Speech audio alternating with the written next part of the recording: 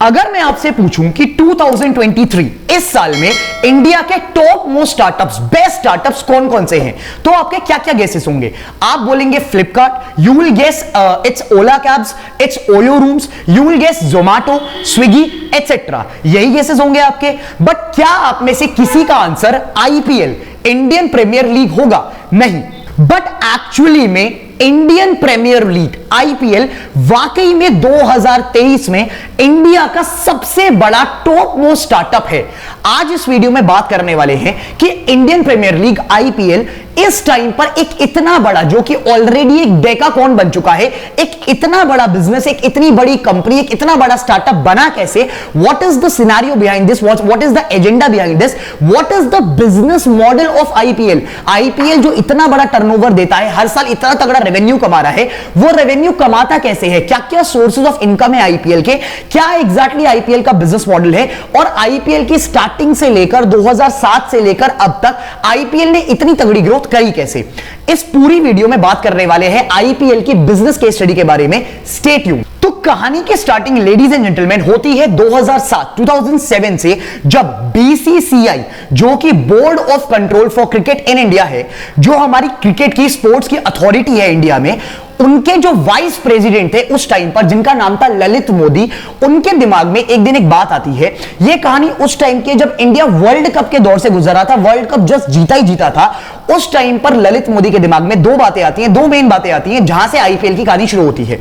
ललित मोदी को यह समझ में आता है कि भाई साहब, इंडिया का जो क्रिकेट में फैन बेस है ना, वो बहुत ज्यादा ऑलरेडी हो चुका है, और आने वाले टाइम में इंडिया के क्रिकेट मार्केट में बहुत तगड़ी ग्रोथ होने वाली है, जो कि हुआ भी। तो his prediction in 2007 was actually right। उस टाइम पर भी इंडिया का क्रिकेट में मार्केट कम नहीं था, बट ललित मोदी को यह पता था कि आने वाले टाइम में over the television, over the streaming platforms, cricket का मार्केट और क्रिकेट का fan base and the viewership काफी ज्यादा बढ़ने वाली है। सेकेंड थिंग, ललित मोदी को बैक इन 2007 ये रियलाइज हो जाता है कि भाई साहब, इंडिया में व्यूअरशिप तो बढ़ने वाली है, बट उसके साथ साथ जो नई जनरेशंस होंगी, जो आने वाली जनरेशंस होंगी, उनको लॉन्ग फॉर्म्स पसंद नहीं आने वाले। का मतलब क्या कि टेस्ट क्रिकेट, जो कि 3 से 5 दिनों का होता है, और ओडीआईज, जो कि जनरली 8 से 10 घंटे के होते हैं, भाई साहब, एक कंज्यूमर को, एक व्यूअर को अपने दिन के 8 से 10 घंटे देना थोड़ा सा मुश्किल काम होने वाला है आने वाली जनरेशंस को लेके। तो इसका एक सॉल्यूशन उन्होंने निकाला कि भाई साहब, क्यों ना इंडिया में भी 2020 वर्ल्ड कप्स, 2020 क्रिकेट्स, 2020 फॉर्मेट्स को स्टार्ट करा जाए। अब यहां पर एक कैच था, 2020 फॉर्मेट्स ऑलरेडी मार्केट में चल रहे थे, बट कोई भी इंडिया में डोमेस्टिक लीग ऑपरेट नहीं कर रही थी। इसका क्या मतलब है? जैसे फॉर एग्जांपल, आप सबने सुना होगा, बास्केटबॉल की ग्लोबल लेवल पर एक बहुत बड़ी लीग है जिसका नाम है एनबीए। उसमें क्या होता है? क्लब्स होते हैं, वो प्लेयर्स को हायर करते हैं, ट्रांसफर्स करते हैं, इंटरनेशनल प्लेयर्स को जो बड़ी बड़ी टीम से आते हैं, और क्लब्स, डोमेस्टिक क्लब्स के फॉर्मेट में बास्केटबॉल खेला जाता है। And NBA is actually the biggest league in terms of basketball in the world. Similarly यही लीग्स फुटबॉल में भी देखी गई हैं कि काफी ऐसे फुटबॉल के फॉर्मेट्स हैं, काफी ऐसी फुटबॉल में लीग्स हैं जिसमें डोमेस्टिक क्लब्स बनाए गए हैं, जिसमें इंटरनेशनल प्लेयर्स को रिक्रूट करा जाता है, और वो क्लब्स आपस में कॉम्पीट करते हैं। बट इंडिया में उस टाइम तक कोई भी ऐसी डोमेस्टिक लीग नहीं थी। जितनी भी लीग्स थी, जितने भी हमारे फॉर्मेट्स थे, वो सारे के सारे वो थे जहां पर इंडिया के players, international players other teams से कॉम्पीट करते थे। बट डोमेस्टिक लीग नाम का, जहां पर क्लब्स आपस में कॉम्पीट करें, ऐसा कोई सिनेरियो नहीं था। जहां पे फ्रेंचाइज आपस में कॉम्पीट करें, ऐसा कोई सिनेरियो नहीं था। तो ललित मोदी टुक अ वेरी गुड डिसीजन, जिसने इंडिया के क्रिकेट और ग्लोबल लेवल के क्रिकेट का इतिहास बदल दिया। ललित मोदी ने प्लान किया कि हम एक डोमेस्टिक लीग लाने वाले हैं, जहां पर ये क्लब्स वाला फॉर्मेट, वेस्टर्न फॉर्मेट अपनाया जाएगा, कि भाई साहब, इंटरनेशनल प्लेयर्स को रिक्रूट करा जाएगा, इंडिया के प्लेयर्स को रिक्रूट करा जाएगा, अलग अलग टीम्स बनाई जाएंगी, फ्रेंचाइजीज बनाई जाएंगी, और वो प्लेयर्स क्लब्स के लेवल पर आपस में एक दूसरे का कॉम्पीट करेंगे।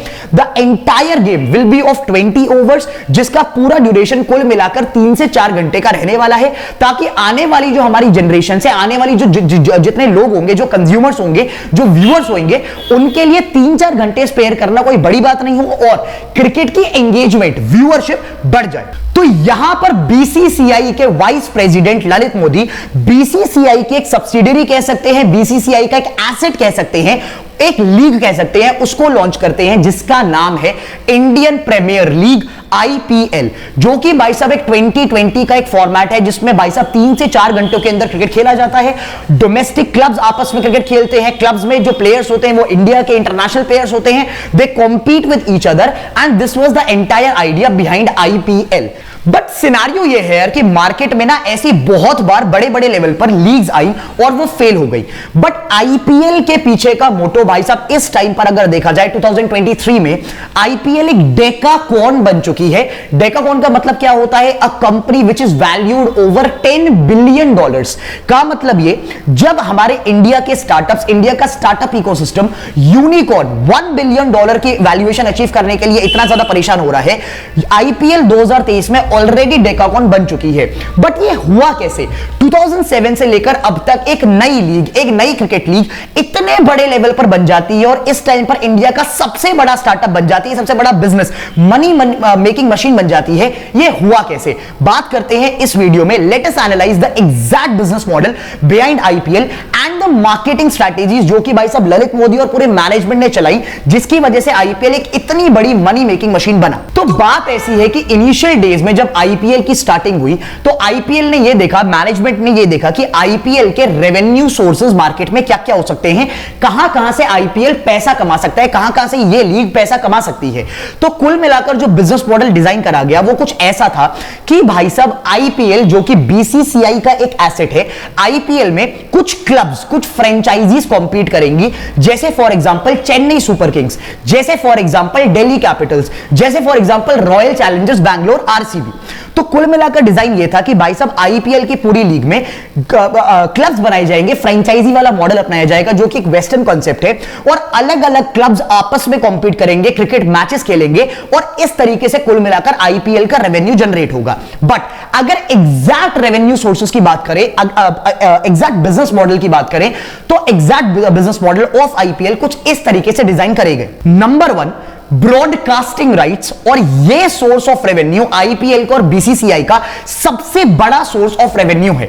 तो सिनेरियो ऐसा है कि आपको पता है कि आईपीएल के जो मैचेस होते हैं, जो पूरी लीग होती है, इसको टेलीविजन पर ब्रॉडकास्ट किया जाता है और आजकल का नया ट्रेंड ये काफी ओटीटी प्लेटफॉर्म्स पर भी ब्रॉडकास्ट किया जाता है, जिसमें पहले डिज्नी हॉटस्टार के पास ये राइट्स थे, इस टाइम पर ये राइट्स वाईकॉम के पास है, जो कि बेसिकली रिलायंस की एक सब्सिडरी है, अंबानी के अंडर आती है। सिनेरियो ऐसा है कि इन कंपनीज को, इन चैनल्स को, ये जो टेलीविजन के चैनल्स हैं आपके, फॉर एग्जांपल स्टार नेटवर्क जो है, जिस पर अभी इस बारी का लास्ट आईपीएल ब्रॉडकास्ट करा गया, ये जो कंपनीज हैं ये आईपीएल की लीग को, बीसीसीआई को काफी हेफ्टी पैसा देते हैं। एक बारी में लमसम पैसा दिया जाता है, 3-3 साल, 5-5 साल का कॉन्ट्रैक्ट किया जाता है कि हम आपसे, कंपनी बोलती है बीसीसीआई से कि हम आपसे broadcasting rights of IPL purchase कर रहे हैं। का मतलब ये कि अगले 5 साल आईपीएल इस चैनल पे ब्रॉडकास्ट करा जाएगा ऑन टेलीविजन एंड इस ओटीटी प्लेटफॉर्म पर ब्रॉडकास्ट करा जाएगा on the mobile phones and the tablets. अब फॉर एग्जांपल अगर मैं इस साल की बात करूं तो वाईकॉम 18, रिलायंस, जियो सिनेमा जहां पर आईपीएल ओटीटी प्लेटफॉर्म पर ब्रॉडकास्ट करा गया, एंड स्टार नेटवर्क जहां पर आईपीएल टेलीविजन में ब्रॉडकास्ट किया गया, इन दोनों ने मोटा मोटा 23,500 करोड़ के आसपास के ब्रॉडकास्टिंग राइट्स खरीदे थे आईपीएल बीसीसीआई से। का मतलब ये कि सिर्फ ब्रॉडकास्टिंग राइट्स के थ्रू आईपीएल ने, बीसीसीआई ने मोटा मोटा लमसम 48,000 करोड़ का रेवेन्यू कमाया अपने ब्रॉडकास्टिंग राइट्स इन दोनों कंपनीज को बेचकर। अब बात आती है कि इन कंपनीज ने इतना मोटा पैसा आईपीएल को दिया तो इन कंपनीज को क्या फायदा हुआ? How will these companies recover the money? अब ये आपको पता है कि जब आईपीएल को ब्रॉडकास्ट करा जाता है टेलीविजन पे फॉर एग्जांपल, तो उस मैच के बीच में काफी सारे एडवर्टाइजमेंट्स आते हैं और उन एडवर्टाइजमेंट्स की कॉस्ट, क्योंकि आपको पता है आईपीएल की व्यूअरशिप बहुत ज्यादा है और जितने जो एड्स की कॉस्ट होती है, जो टेलीविजन पर जो एड्स आते हैं उनकी जो कॉस्टिंग होती है, दैट डिपेंड्स कि कितनी व्यूअरशिप उस प्रोग्राम को मिल रही है। अब क्योंकि आईपीएल को पता है, बीसीसीआई को पता है कि हमारी व्यूअरशिप बहुत ज्यादा है, तो इसी चक्कर में उन लोगों ने बहुत हेफ्टी अमाउंट में 23,000 करोड़ के आसपास में अपने rights for example star network को बेचे। स्टार नेटवर्क ने 23,000 करोड़ का खर्चा ऑलरेडी कर लिया है ब्रॉडकास्टिंग राइट्स को लेने में। अब उसको यह पैसा वसूल करना है। कैसे रिकवरी होगी? वो स्टार नेटवर्क आईपीएल के मैचेस के ड्यूरिंग कंपनीज से, स्टार्टअप्स से, बिजनेसेस से, for example Coke, for example Pepsi, for example Domino's, for example Pizza Hut, all these ads that you see, जो आपका ब्रॉडकास्टर होगा, जो आपका स्टार नेटवर्क है, वो स्टार नेटवर्क इन मैचेस के बीच में 10-10, 15-15 सेकंड के एडवर्टाइजिंग स्लॉट्स इन कंपनीज को, इन बिजनेसेस को बेचता है कि आप आइए और हमारे चैनल पर आईपीएल के ड्यूरिंग अपने एड्स चलाइए, आपको अपने बिजनेस में फायदा होगा और हमें इसके बदले में पैसा मिलेगा। Now you won't believe the numbers भाई साहब, इस बार 10 से 15 सेकंड्स के एड के लिए IPL by BCCI, this broadcaster Star network, this broadcaster charge around 15 to 20 lakhs for a 10-second, 15-second ad on the broadcasters network on Star Network। मतलब ये कि स्टार नेटवर्क ने 10-10 सेकंड के एड स्लॉट्स को 15-15, 20 लाख रुपए में बेचा ताकि वो अपने 23,000 करोड़ का इन्वेस्टमेंट रिकवर कर सके। और ये एक्चुअली में बहुत ज्यादा प्रॉफिटेबल डील है क्योंकि आईपीएल की व्यूअरशिप इतनी ज्यादा है और बिजनेसेस की तो कमी है नहीं मार्केट में। आपने देखा होगा कि unlimited ads, unlimited brands are chasing कि भाई साहब हमें भी एडवर्टाइज करना है आईपीएल के टाइम पे, क्योंकि वो एक बहुत पीक व्यूअरशिप वाला टाइम होता है। तो this broadcasting rights is the first and the biggest source of IPL's earnings, IPL's business model. Now the second source of earnings for IPL, for BCCI through this entire league are the sponsorships। अब sponsorships का क्या मतलब है और sponsorships कितनी types की हैं? यहां पर मैं sponsorships की कुल मिलाकर कैटेगरी को दो पार्ट में डिवाइड करता हूं। First, the sponsorships of the franchisees, the teams। आपने देखा होगा जितनी भी ये टीम्स है, for example Chennai super Kings, for example royal Challengers Bangalore, इनकी जो जर्सीज होती है, इनकी जर्सीज पर काफी सारे लोगोस लगे हुए होते हैं अलग अलग ब्रांड्स के। For example Byju's, for example Unacademy, for example कोई एक लिकर का ब्रांड। तो ये सारी कंपनीज, ये सारे बिजनेसेस इन टीम्स को, इन क्लब्स को, इन फ्रेंचाइजीज को काफी बड़ा पैसा देती है कि हमारा लोगो सिर्फ आप अपनी जर्सी पे लगा दीजिए ताकि हमारे बिजनेस को एक ब्रांड प्रेजेंस मिल जाए। अब क्योंकि फॉर एग्जांपल मान के चलते हैं कि 100 रुपीज, 100 रुपए किसी कंपनी ने, किसी बिजनेस ने चेन्नई सुपर किंग्स को दिए कि हमें आपकी जर्सी पर अपना लोगो लगवाना है। Now out of that 100 rupees जो कि चेन्नई सुपर किंग्स को मिले उनकी जर्सी पर वो लोगो लगवाने के लिए, BCCI will charge 20% of the cut off the sponsorship. का मतलब 100 रुपए के उस रेवेन्यू में से बीसीसीआई, आईपीएल 20 रुपए ले लेगा इस स्पॉन्सरशिप के लिए। The second kind of sponsorships that IPL has, that BCCI has, are the direct sponsorships। for example title sponsor. का मतलब ये कि आपने देखा होगा कि इस बार का जो आईपीएल था वो ऐसे कुछ आया था, टाटा आईपीएल। इससे पहले क्या आता था? इससे पहले there used to be Vivo IPL, Vivo presents IPL. तो आप ये मानिए कि आईपीएल के इतने बड़े नाम के साथ एक ब्रांड अटैच हो रहा है, टाटा आईपीएल। तो मतलब ये कि टाटा ने उस स्पॉन्सरशिप को लेने के लिए, उस नाम को लेने के लिए, उस जगह को लेने के लिए काफी बड़ा पैसा दिया होगा आईपीएल को।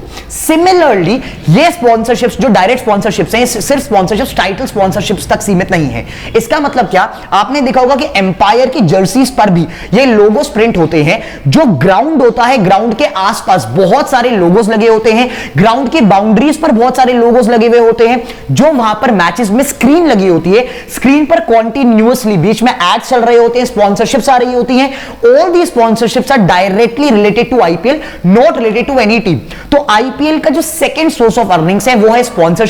कुछ स्पॉन्सरशिप का कट्स, कमीशंस जो टीम्स के थ्रू मिलता है, एंड कुछ स्पॉन्सरशिप जो डायरेक्ट फॉर्म में आती हैं, for example title sponsorship. Now the third kind of revenue stream, the third source of revenue stream is basically the sale of merchandises by IPL. आपने देखा होगा कि मैचेस के ड्यूरिंग काफी सारे मर्चेंडाइजेस अवेलेबल होते हैं, for example T shirts, for example वहां पर फूड स्टॉल्स लगे हुए होते हैं। तो आईपीएल का एक ये भी काफी बड़ा सोर्स ऑफ रेवेन्यू स्ट्रीम है कि आईपीएल गुड्स को बेचकर, छोटे मोटे सामान को बेचकर वो जो पूरी लीग है वो पैसा जनरेट करती है। चौथा source of revenue is basically a small percentage, a small cut on the ticket base. का मतलब यह कि जब एक मैच हुआ, जब एक किसी ग्राउंड में मैच खेला गया, तो भाई साहब वो पैसा किस किस में बटेगा? वो पैसा टीम्स में बटेगा क्योंकि जो फैन बेस था वो एक्चुअली में टीम्स का था।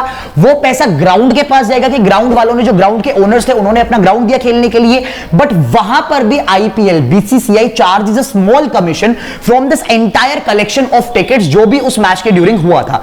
4 मेन सोर्सेज ऑफ इनकम्स है भाई साहब आईपीएल के पास, जिसके थ्रू आईपीएल बिजनेस कर रहा है। अब अगर अगर मैं मोटा मोटा आपको बात करूं नंबर्स की कि why exactly is IPL the biggest startup in India, as I told in my video, आप पॉइंट समझिए इस टाइम पर जहां पर हमारे इंडिया के स्टार्टअप इकोसिस्टम में ज्यादातर स्टार्टअप्स बड़ी बड़ी वैल्यूएशंस लेकर हजार करोड़ के लॉसेस कर रहे हैं। रेवेन्यूज तो ज्यादा है, वैल्यूएशन उससे भी ज्यादा है, पर प्रॉफिट्स दूर दूर तक कहीं नहीं है, लॉसेस में डूबे हुए हैं। बार बार फंड रेज करके भाई साहब उस पैसे को बर्न करा जा रहा है। वहीं पर अगर आईपीएल की बात करते हैं तो आईपीएल के नंबर्स, आईपीएल की वैल्यूएशन, आईपीएल के रेवेन्यू और आईपीएल के प्रॉफिट्स को जस्टिफाई करती है। रिसेंटली 2023 में न्यूज निकल कर आती है कि आईपीएल की वैल्यूएशन $10 बिलियन को क्रॉस कर चुकी है और आईपीएल के रेवेन्यूज एंड आईपीएल के प्रॉफिट्स इस वैल्यूएशन को जस्टिफाई करते हैं, जो कि शायद से किसी और इंडिया के स्टार्टअप के साथ नहीं हो रहा। एक बहुत बड़ी बात और देखने वाली है कि आईपीएल एक ऐसी लीग है, एक ऐसा धंधा है जो हर साल ईयर ऑन ईयर ग्रो कर रहा है। इसका हर एक मेट्रिक, व्यूअरशिप से लेकर टिकट की सेल से लेकर रेवेन्यू से लेकर वैल्यूएशन से लेकर, every metric is growing year after year.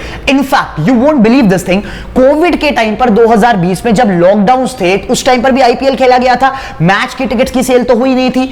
In fact even during this IPL season of 2020, IPL actually grew and generated a revenue of 4000 crore, which was actually a 100% growth from the year before। कुल मिला के मतलब यह है कि IPL एक ऐसी league है जो भाई साहब ईयर ऑन ईयर ग्रो कर रही है, एक ऐसा बिजनेस बन चुका है जिसके चारों तरफ भी काफी सारे बिजनेसेस ग्रो कर रहे हैं। For example all these fantasy gaming application such as Dream 11, आपने कितने सारे रिसेंटली देखे होंगे, कितनी सारी कंपनीज मार्केट में आ चुकी हैं जो फैंटेसी गेमिंग में ऑपरेट करती है और इनका धंधा सिर्फ टिका हुआ है आईपीएल पे। तो आईपीएल अपना बिजनेस तो ग्रो कर ही रहा है, इंडिया की जीडीपी पे तो उसका हैवी कंट्रीब्यूशन वैसे ही है, प्लस आईपीएल एक मौका दे रहा है और इतनी सारी ब्रांड्स, इतनी सारी कंपनीज को अपने साथ ग्रो करने का।